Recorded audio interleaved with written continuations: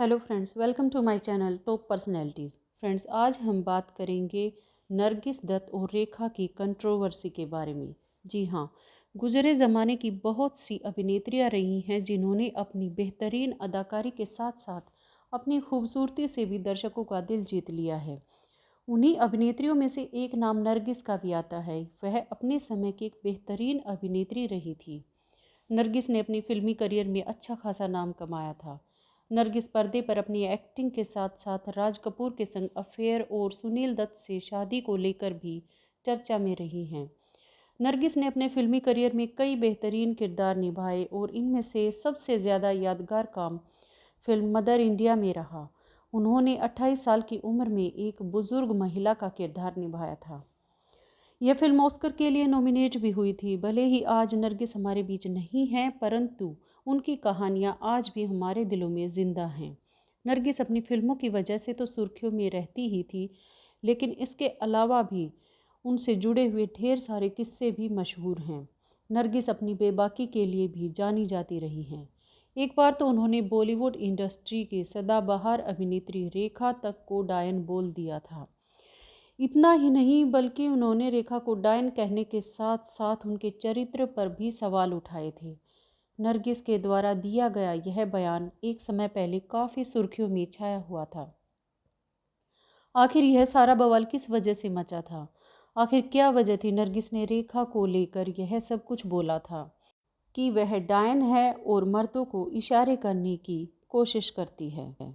एक इंटरव्यू के दौरान नरगिस ने रेखा पर विवादित बयान दिया था। इस दौरान उन्होंने रेखा पर जमकर अपनी भड़ास निकाली और वह रेखा पर बहुत ज़्यादा गुस्सा भी हो गई थी। नरगिस ने रेखा के चरित्र पर निशाना साधते हुए बोला कि वह डायन है और मर्दों को इशारे करने की कोशिश करती है। बात उस समय की है जब इंडस्ट्री में नई नई रेखा आई हुई थी। उस समय के दौरान रेखा को इंडस्ट्री के लोग बहुत ताने मारते थे।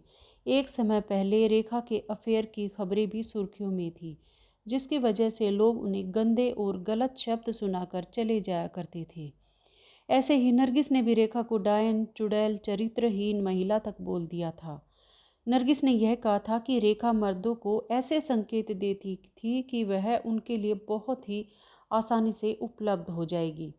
नरगिस ने कहा था कि कुछ लोगों के लिए रेखा किसी चुड़ैल से कम नहीं है।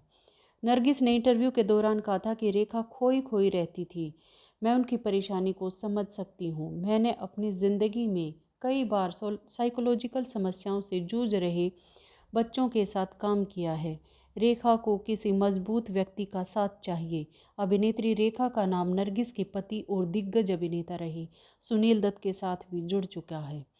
साल 1979 में आई फिल्म अहिंसा में सुनील दत्त और रेखा ने साथ काम किया था। उस समय के दौरान इन दोनों के अफेयर की खबरें सामने आई थी। इस फिल्म में असरानी और प्रेमनाथ जैसे दिग्गज कलाकार भी नजर आए थे। इतना ही नहीं, बल्कि नरगिस के बेटे और अभिनेता संजय दत्त से भी रेखा का नाम जुड़ चुका है। जी हाँ, फिल्म ज़मीन आकाश में संजय दत्त और रेखा ने साथ काम किया था। यह फिल्म 1984 में आई थी और उस समय के दौरान इन दोनों के अफेयर की खबरें चर्चा का विषय बनी हुई थी। ऐसा भी बताया जाता है कि दोनों ने गुपचुप तरीके से विवाह कर लिया था। इनके अलावा रेखा का नाम सदी के महानायक अमिताभ बच्चन के साथ भी जुड़ चुका है। करीब 5 साल तक इन दोनों का रिलेशनशिप रहा था और इसके अलावा शत्रुघ्न सिन्हा, राज बब्बर और अक्षय कुमार से भी रेखा का नाम जुड़ चुका है। बॉलीवुड इंडस्ट्री की सदाबहार अभिनेत्री रेखा ने साल 1990 में बिजनेसमैन मुकेश अग्रवाल से विवाह किया था, परंतु साल 1991 में रेखा के पति ने खुदकुशी कर ली थी। अभिनेत्री रेखा की जिंदगी पर आधारित किताब रेखा द अनटोल्ड स्टोरी में भी इस बात का जिक्र किया गया है। रेखा को उनके ससुराल वाले लोग चुड़ैल कहा करते थे। इतना ही नहीं, बल्कि पति की हत्या का आरोप भी रेखा पर लगाया जा चुका है।